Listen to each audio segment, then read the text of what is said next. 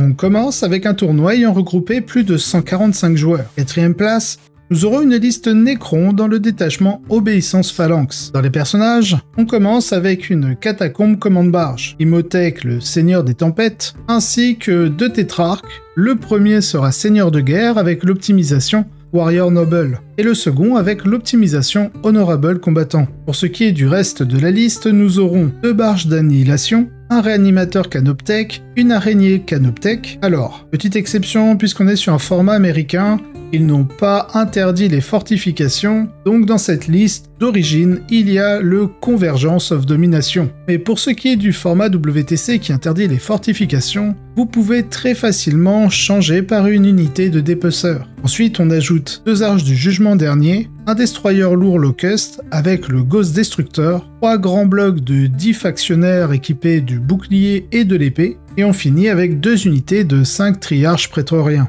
Dans Warhammer 40 000, certaines listes imposent leur rythme, non pas par la subtilité de leur jeu, mais par une pression méthodique. C'est exactement ce que propose cette liste singulière de l'Obéissance Phalanx, qui choisit de délaisser l'emblématique Roi Silencieux au profit d'un mur impénétrable de factionnaires soutenus par les stratagèmes du détachement. Dans Zarek, les points économisés permettent de densifier encore davantage la ligne de front, et plutôt que de jouer la carte du tir longue portée ou du duel de personnages, la liste préfère saturer la table avec des unités résistantes qui avancent en bloc vers le centre du champ de bataille. Les factionnaires, armés de leurs boucliers et de leur protocole de réanimation, deviennent ainsi la clé de voûte d'un plan de jeu centré sur un protocole agressif du milieu du champ de bataille. En soutien, quelques éléments bien choisis apportent une touche de piquant, à commencer par l'utilisation de l'optimisation Honorable Combattant, une amélioration particulièrement toxique, car son effet, à chaque fois que l'unité abat un personnage adverse, celui-ci perd un précieux point de commandement. Dans un jeu où la gestion des ressources est cruciale, ce genre d'outil peut faire basculer une partie, notamment contre des armées très dépendantes de leurs stratagèmes. Une approche bien maîtrisée ici, qui mérite amplement sa place dans le classement.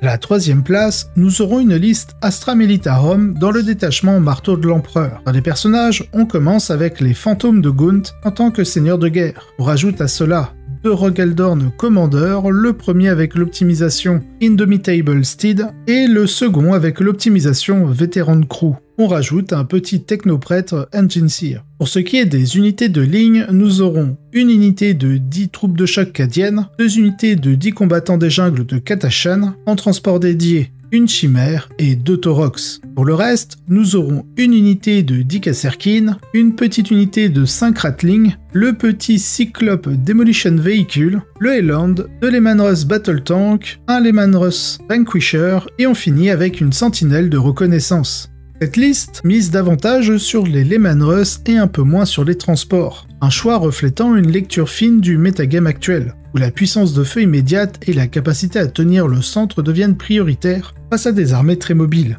ou disposant de multiples activations. Ici, les Lehman Russ assurent un rôle de brise-ligne, combinant résilience et létalité tout en permettant à l'armée de garder l'initiative dans les échanges de tirs. Mais ce qui distingue cette liste, c'est l'intégration de petites unités de scoring, à l'image de la sentinelle de reconnaissance ou du Cyclope Demolition Vehicle. Ces unités à faible coût servent autant à capturer les objectifs qu'à créer de l'espace stratégique sur le champ de bataille, forçant l'adversaire à faire des choix qu'il préférerait éviter. Autre touche intéressante, c'est la présence d'une petite unité de Ratling. Souvent négligée, ces tireurs d'élite apportent une flexibilité bienvenue en fin de partie, que ce soit pour marquer des objectifs secondaires ou harceler les personnages adverses en retrait. L'ensemble donne une armée très complète, capable de projeter une force de frappe conséquente, tout en conservant une excellente capacité à marquer au fil des tours. Une performance solide, confirmant l'excellent état de forme de l'Astra Militarum dans l'environnement compétitif actuel. À la 2e place, nous aurons de nouveau une liste Astra Militarum dans le même détachement Marteau de l'Empereur. Dans les personnages, on commence avec une escouade de commandement de Katashan, les fantômes de Gaunt, le seigneur solaire Léontus en tant que seigneur de guerre, 2 Rogaldorn Commandeur, le premier aura l'optimisation Veteran Crew et le second l'optimisation Indomitable Steed. Pour ce qui est des unités de ligne, ce sera similaire avec une unité de 10 troupes de choc cadiennes. En transport dédié, cette fois-ci 4 Taurox. Et pour le reste, 2 unités de 10 Kasserkin, 3 unités de 5 ingénieurs combattants de Krieg, de Lehman Russ Vanquisher et enfin une unité de 5 Ratling. L'Astra Militarum poursuit son ascension dans l'environnement compétitif, tant en puissance qu'en popularité. Et cette liste, Marteau de l'Empereur, en est une démonstration éclatante. Elle illustre à quel point le codex actuel regorge de possibilités, en combinant puissance de feu, mobilité et capacité à jouer les missions. L'un des éléments les plus notables est l'usage des Taurox, dont la capacité à franchir les décors, grâce au stratagème du détachement, et à s'imposer en profondeur permet de prendre de vitesse l'adversaire sur les objectifs secondaires ou de menacer des angles rarement exploités. C'est un outil précieux dans une méta où la mobilité devient aussi cruciale que le tir soutenu. Autre pièce maîtresse de la liste, comme nous l'avons vu précédemment, le Rogaldorn, véritable pilier de feu dans cette configuration. Grâce aux synergies offertes par le détachement, il bénéficie d'un supplément de portée et d'efficacité, le rendant redoutable contre une grande variété de cibles, notamment les blindés lourds ou les concentrations de figurines résistantes. Il devient ainsi à la fois une plateforme de destruction et un aimant à tir ennemi, détournant la pression sur l'infanterie fragile. Mais cette armée ne repose pas uniquement sur sa létalité. Comme beaucoup de listes compétitives de l'Astra Militarum en ce moment, elle mise aussi sur l'endurance et la résilience dans le jeu des missions secondaires. La multiplication des unités capables de tenir les positions ou de venir marquer des points dans les derniers tours en fait une force difficile à déloger si elle prend le contrôle du tempo. En somme, une construction fine, exploitant à la fois les forces classiques de l'Astra Militarum et les options plus dynamiques du codex. Ce type de liste exige une lecture de table précise et une excellente anticipation. Mais entre des mains expérimentées, elle peut atteindre des sommets, une démonstration convaincante de la polyvalence impériale dans un méta en constante évolution. À la première place, nous aurons une liste orc dans le détachement Warhorde. Dans les personnages, on commence avec le seigneur de guerre, Ghazghkull Mag Uruk Traka. On rajoute 2 Painboy et 2 Warboss. Le premier avec l'optimisation Follow Me Lads et le second avec l'optimisation Cunning But Brutal. Côté unité de ligne, ce sera très simple. 2 grands blocs de 20 boys. Transport dédié, 2 trucks et pour le reste, 2 battle wagons, à chaque fois équipés de l'Hard Case, 2 unités de 5 Flash Gits, 2 unités de Digretchin et leur père Fouettard, une unité de 2 Meganobs, un petit pack de 5 Stormboys et 2 escouades de 6 Tankbuster. Sur les champs de bataille d'Ulanor Prime, une vieille rivalité a repris vie entre les Space Marines et les Orcs. Mais cette fois, ce ne sont pas les tirs nourris du détachement Mordaka, et disparu depuis un certain moment, qui ont dominé côté peau verte. C'est la bonne et vieille Warhorde qui a pris le dessus, démontrant une nouvelle fois que l'art ancestral de la charge brutale et du corps à corps peut encore faire la loi. Le choix de ce détachement n'a rien d'anodin. Le -1 pour blesser appliqué à un bloc de 20 boys transforme une unité déjà difficile à contenir en un mur vivant de violence et de résilience. Ces gros pavés d'infanterie sont conçus pour forcer les échanges, saturer l'espace de jeu et punir toute armée qui sous-estime leur attrition. Leur présence massive à l'avant oblige l'adversaire à réagir vite, souvent en s'exposant plus qu'il ne le souhaiterait. Pour soutenir cette pression frontale, 2 battle wagons sont intégrés à la liste. Ces transports imposants permettent non seulement d'avancer sous couverture, mais aussi de canaliser les ressources de tir adverses vers des cibles difficiles à éliminer rapidement. Derrière eux, les Flash Gits et les Tankbuster entrent en scène, assurant une dose mesurée mais décisive de tir. Cette architecture donne à la liste une polyvalence rare chez les orques, assez de tirs pour punir les menaces clés et assez de corps à corps pour submerger les lignes ennemies. Le timing de la WAG, revu dans les dernières modifications, est ici utilisé à son plein potentiel. Il permet une explosion de mobilité et de létalité à un moment critique, transformant la pression en un assaut irrésistible. Et quand Ghazghkull est de la partie, les échanges deviennent tout simplement brutaux. Face à cela, même une armée de Space Marine bien équilibrée, mêlant tir de précision avec des Inceptors appuyés par des blindés comme des Gladiators, et une puissance de frappe avec, par exemple, Guilliman ou Calgar, peut se retrouver complètement acculée. Une fois les boys au contact, il est difficile de reprendre le contrôle sans subir des pertes sévères. En résumé, ce retour à une liste orc, entre guillemets à l'ancienne, boostée par des outils plutôt modernes, prouve que la brutalité frontale peut encore s'imposer dans un méta pourtant riche en saturation et mobilité. La Warhorde n'est pas une relique. Elle est l'avant-garde d'un style de jeu toujours redoutable pour peu qu'on sache en exploiter le tempo et les angles. C'est une très belle performance, digne d'une grande WAG. Nous passons à un autre tournoi ayant regroupé plus de 70 joueurs. À la 4e place, nous aurons une liste tôt dans le détachement Auxiliary Cadre. Si jamais vous n'avez pas vu l'épisode, je vous mets en description un épisode dédié aux différentes synergies chez les taux, en la compagnie de Wingmar. J'espère que vous apprécierez cet épisode. Allez, on commence avec les personnages, sous la forme d'un Krout Lone Spear, en tant que seigneur de guerre, et ce sera tout. Pour le reste, on a 3 unités de 2 Broadside, une unité de Krout Farstalker, 3 unités de 5 Chiens Krout, 3 unités de 3 Krootox Rampager, un Krootox Rider, et ce sera bon pour les Krout. On rajoute 3 Riptide, 3 unités de 3 Steels, et on finit avec 2 unités de 5 Vespides.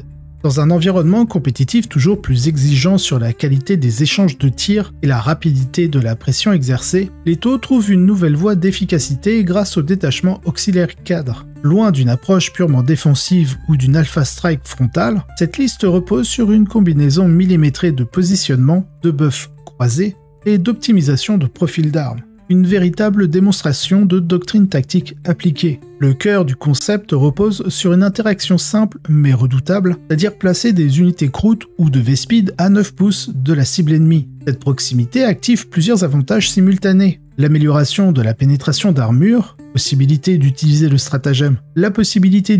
stratagème multisensory scanning pour relancer les jets de blessure, et l'augmentation de la force des armes via Guided Fire. En clair, on transforme une phase de tir plutôt standard en une rafale chirurgicale. Les Riptide, avec leurs canons, deviennent alors les principaux bénéficiaires de ce système. Lorsque l'on surcharge et améliore leur tir, ils passent à PA-3 voire -4, qui permet de neutraliser les unités lourdement blindées ou alors protégées par des sauvegardes invulnérables. Dans une compétition saturée de cibles en armure, cette capacité à casser les lignes ennemies d'un seul coup devient un avantage très important. Pour mettre en place cette mécanique, la liste s'appuie sur des unités rapides, comme les Chiens Krout ou les Rampagers, parfaites pour aller établir les zones de menace à 9 pouces en amont du tir principal. Ces unités jouent un rôle de balise et de leurre, forçant l'adversaire à choisir entre gérer ses unités mobiles ou encaisser les salves à pleine puissance qui en découlent. Cette approche, tout en finesse, prouve que les taux peuvent aller bien au-delà du simple « je tire de loin ». Elle exige effectivement une lecture attentive du champ de bataille, un tempo bien géré et surtout une coordination millimétrée entre les éléments. Mais lorsqu'elle est exécutée avec précision,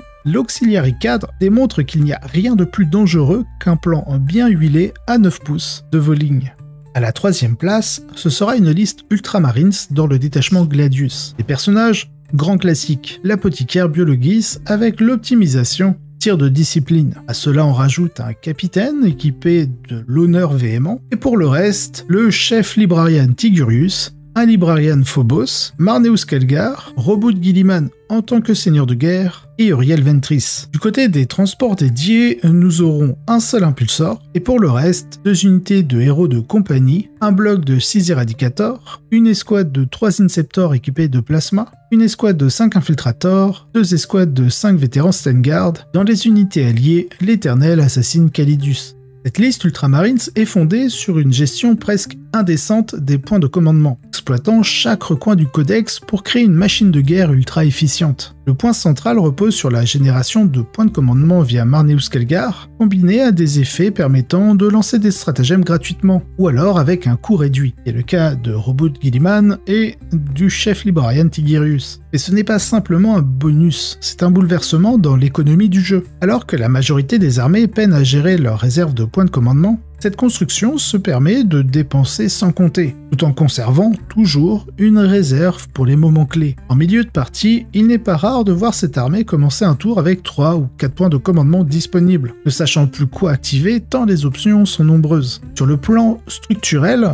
cette liste rompt avec les archétypes classiques de la Gladius. Excite les Vindicators, pas un seul véhicule à l'horizon en dehors de l'impulsor. L'approche ici est résolument centrée sur la pression au centre de table, avec des unités de corps à corps robustes et une mécanique d'usure sur les objectifs. Le jeu de secondaire est lui aussi redoutablement optimisé. Grâce à la capacité de défausser et remplacer ses missions secondaires, cette liste ne laisse rien au hasard. Elle maximise ainsi ses points de victoire sans dépendre de la chance du tirage, et peut s'adapter tour après tour à l'évolution du champ de bataille. Au final, cette version des Ultramarines incarne un style de jeu méthodique, patient et oppressant. Ce n'est pas une armée qui vous submerge sous les tirs ou les charges, c'est une armée qui vous étouffe lentement, en vous retirant une à une vos options, jusqu'à ce qu'il ne vous reste plus rien à jouer.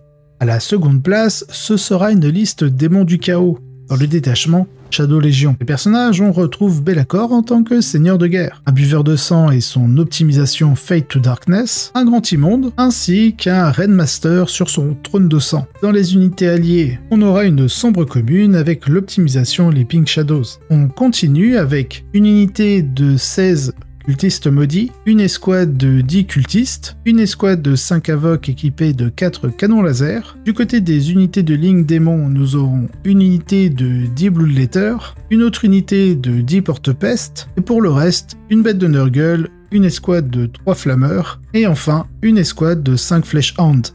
Au sommet du jeu compétitif, la Légion du Chaos la plus insaisissable continue de se réinventer. La Shadow Légion, détachement hybride combinant le meilleur des démons et des Space Marines du Chaos, s'impose avec une version assez musclée. Prendre les meilleures fiches techniques de chaque faction et les sublimer par leur synergie. Dans cette déclinaison, la liste repose sur 3 menaces majeures: Be'lakor, le buveur de sang et un grand immonde. Ce trio incarne à lui seul une pression multidimensionnelle. Vous avez la mobilité, la létalité et la résilience. Be'lakor en particulier joue un rôle central en apportant la protection via l'aura d'invisibilité et surtout les relances vitales pour fiabiliser l'ensemble des offensives. Autour de ces piliers, l'ajout d'un bloc complet de sombres communes et de cultistes maudits crée une redoutable zone tampon, profitant pleinement des bénéfices défensifs de Be'lakor. Cette unité sert à la fois de point d'ancrage défensif, mais aussi de bélier de contre-charge, parfaite pour capitaliser sur les erreurs d'engagement de l'adversaire. Ce qui distingue véritablement cette approche, c'est sa polyvalence. Chaque unité a une fonction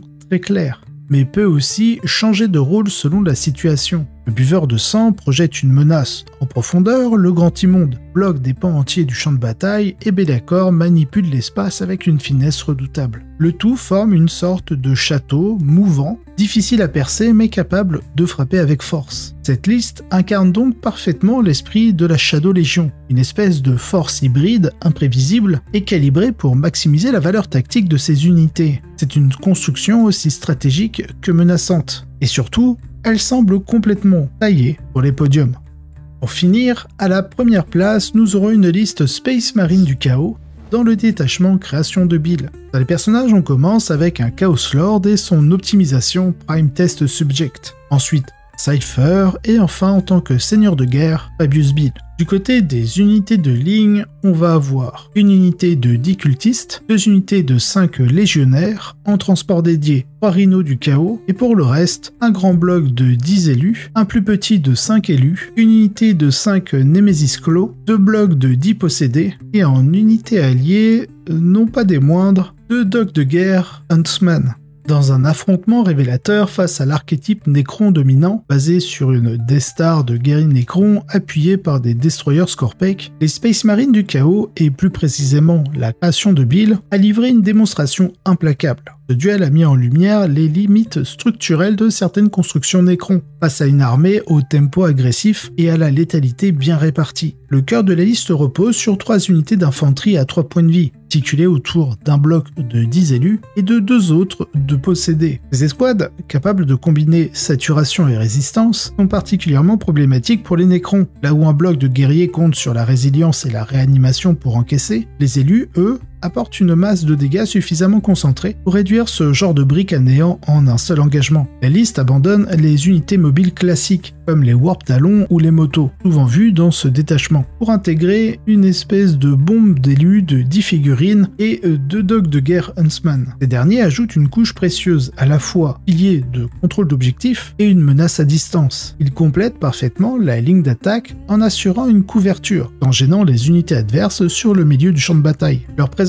permet aussi de punir les véhicules ou unités retranchées, ce qui ouvre des angles de vue souvent inaccessibles aux listes purement corps à corps. Côté synergie, les créations de Bill exploitent à fond la létalité naturelle de leurs unités, tout en conservant une dynamique de projection constante. L'outil clé ici est la Nemesis Claw, une arme capable d'invalider les stratagèmes de réanimation Necron, empêchant toute tentative de riposte efficace avec un impact initial. Combinée à une pression coordonnée, cette mécanique verrouille toute possibilité de récupération adverse. Le match souligne un enseignement tactique fondamental. Les listes axées sur une seule grande unité résistante peuvent se retrouver à court de réponse face à une armée qui multiplie les menaces lourdes, en particulier quand celles-ci sont autonomes, nombreuses et difficiles à neutraliser en un seul tour. Les Space Marines du chaos dans cette itération montrent qu'avec les bons arbitrages entre violence frontale, outils de négociation et présence tactique sur la table, il reste une force avec laquelle il faut sérieusement compter. Si vous avez apprécié cet épisode, n'hésitez pas à liker, vous abonner et laisser un commentaire. Cela aide énormément au développement de la chaîne, et je remercie tous ceux qui le font. Si vous voulez avoir les épisodes en avance et sans publicité, vous retrouverez en description le lien directement vers ma page Tipeee, ainsi que d'autres contreparties. De plus, vous aurez un lien d'affiliation du partenaire de la chaîne, My Hobby Place, si vous souhaitez passer commande. Allez, sur ce, je vous souhaite un excellent wargame.